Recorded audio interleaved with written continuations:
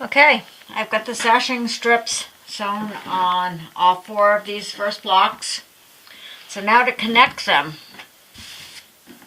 what we're going to do is we're going to pull out the back, the red sashing, the red flannel. We're going to match that to the back of the next block.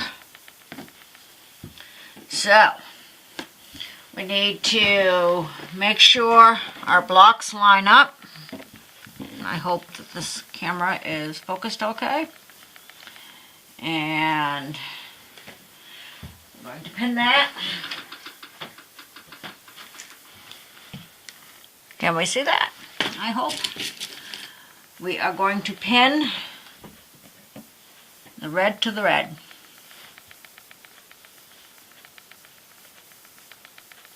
It's actually like 3 rows of stitching to connect these blocks, and we don't do continuous stitching at this point. It is 1 block at a time.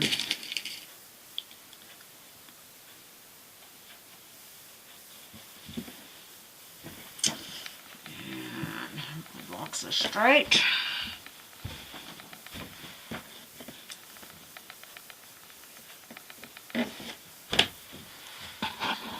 Okay, so now we're going to do a 1/4 inch seam down here, which again is connecting the backs of these 2 blocks together. Oh, just like that. So that's the next step, is to sew those together, and then I'll be back.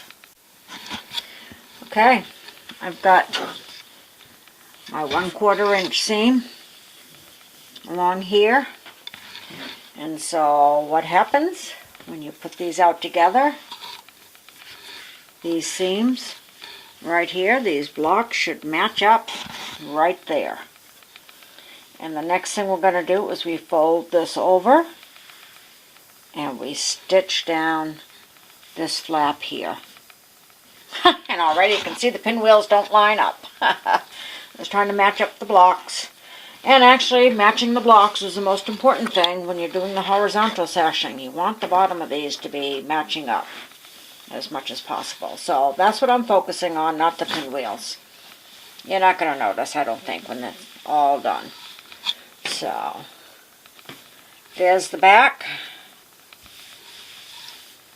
And what you are going to see is a line of stitching.